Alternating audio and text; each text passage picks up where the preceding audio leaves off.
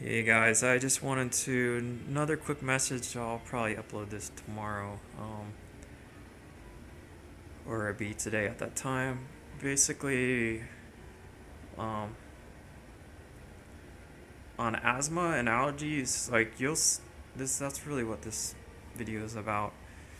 Um, Going through that right now. Like last week, I was starting to feel like basically uh, really fatigued and stuff like that. Just going outside. That's usually how, like, if you're first diagnosed with asthma. When was diagnosed, it was they'll have it figured out by um, the time where I'm really having problems with it, like now. But yeah, when I was 27, I got diagnosed with it. It was like a quick fix. They had it under control, this and that with the medication, and and then eventually your body just starts to get used to that, and it gets harder and harder to really control it. Suddenly, this that's why it's progressive disease and all that. But I guess down the road I'll look into that.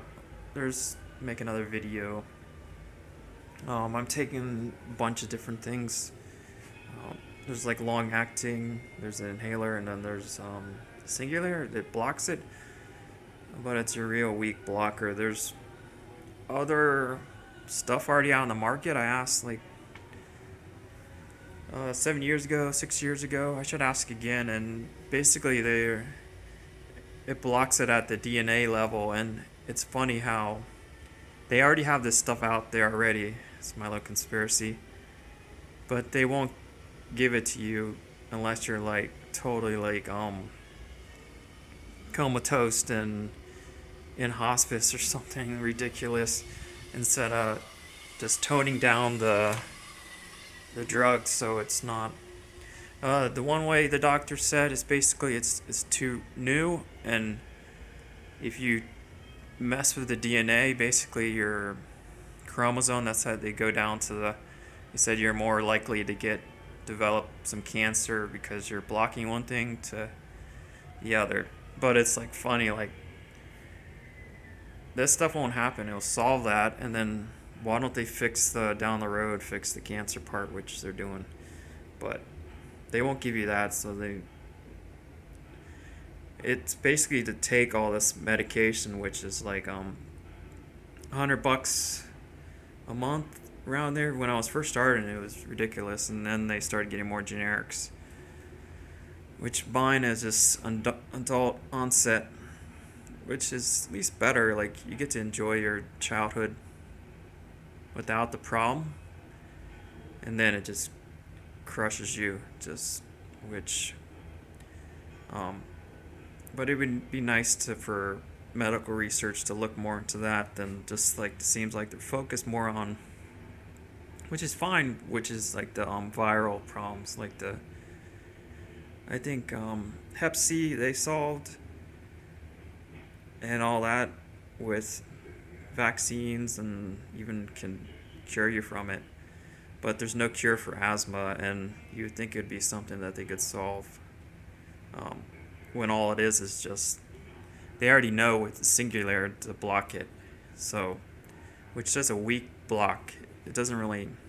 I have it right now, so it's just like I'm making some tea right now just to get myself more just to block the reaction from the medication that makes you so hyper, or just makes you so shaky. Basically, it kind of pumps your body's oxygen level up, and it's kind of scary because your oxygen level is just when it's so low like that, you just feel fatigue and you just want to sleep or just want to lie down, and which you shouldn't be doing. Your body's telling you to slow down, but it's just like that's when you gotta um, start helping yourself. And if it doesn't resolve, like I'm gonna give it like another day or whatever. I wish I had one of those what do you call the the stuff they give you, the pen or whatever. I don't know what it is, but they never give me that, which I don't need it that much. But when it happens, it's like it's not easy. Um, so the and I got other things like making some tea right now, which helps, and then also I got this thing right here. Basically, it puts humidity in the air, and weirdly it helps me. So I'm gonna do that right now. I haven't used it in a long time, but I'm gonna do that and lie down, and not really lie down, just mostly the lying down is just for stopping the shakes that you get from the medication, which is kind of a joke in my opinion, because just like anything, you should have a solution by now. Not to be a pain, but you should have it by now. Like the good thing about asthma, it doesn't lead to COPD that I know of, but you have it really under control for a long time, and then it just happens. I think I noticed it was like last week. I started mowing the yard, and I was just coughing. I couldn't even make it. I had to come back inside and get my medication, or just settle down.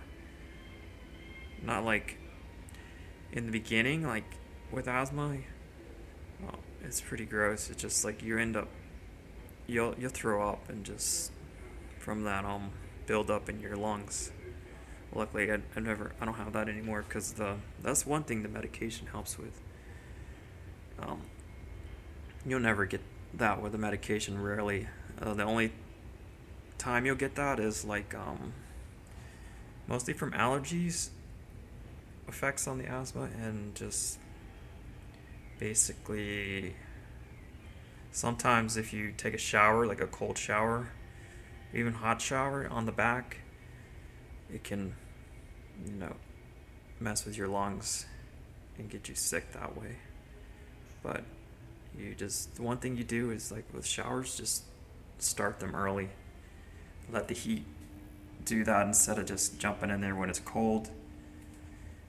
And then to the heat, and then that's why you don't get that change in temperature on your lungs.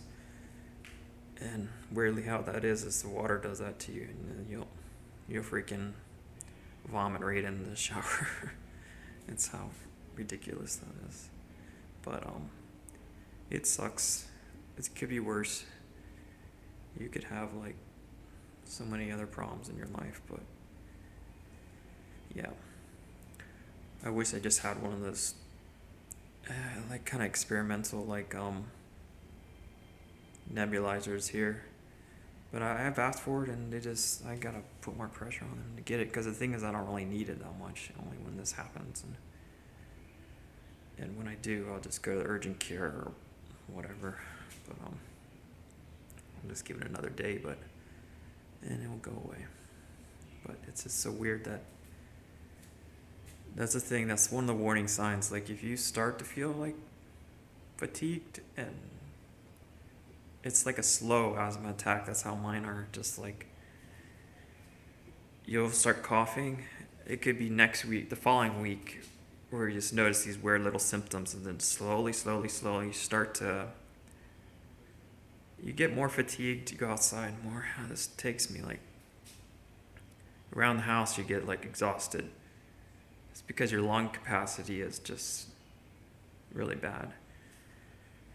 So I'll list some of the things that you can pick up that are really good for you to have around the house.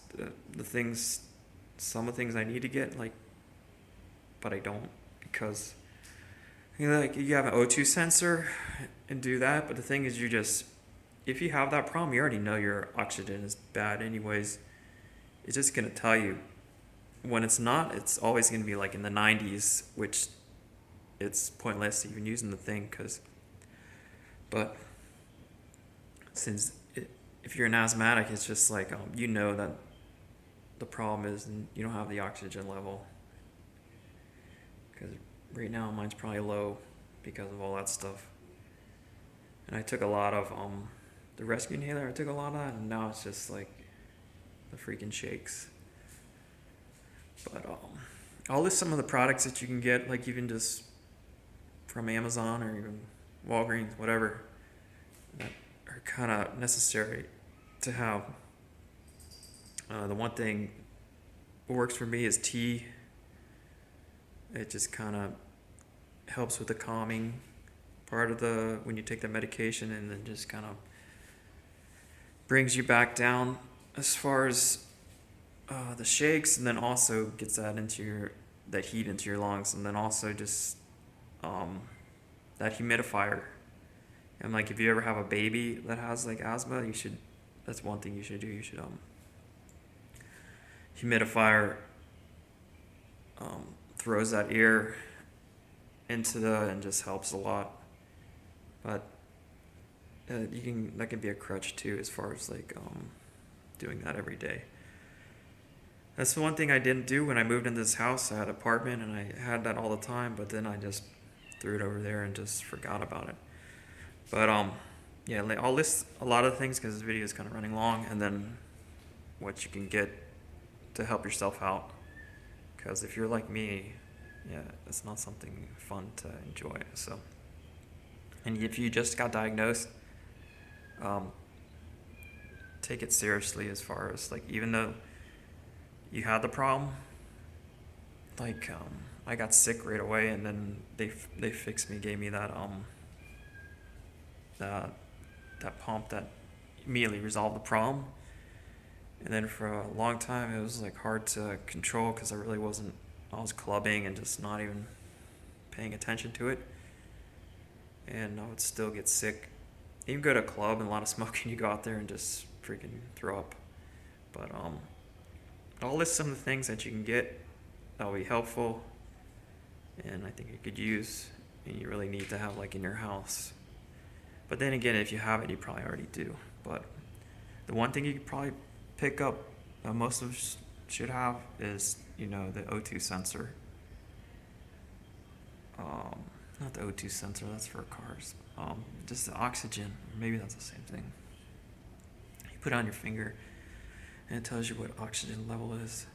And sometimes I thought that was like overdoing it, but not really. I think you should have it. Other thing, oxygen sensor, and another way is just the peak flow meter, which is good, but you have to really puff into that, and then it makes it worse when you have the problem that you're having now. Like, why would you want to breathe really heavy into this thing when you could avoid it by just getting the oxygen monitor? Just put it on your finger, you don't have to do that crap. Alright, and so that's really all it is. I just want to let you know what I was going through today. And not really today, it's more like the whole week when that started. A lot has to do with just the allergies of today. It's the summer. This is my cat crying, whining, and meowing. But yeah, let me list some of there, and then you can see how to improve yourself. Alright, signing off here. Thanks.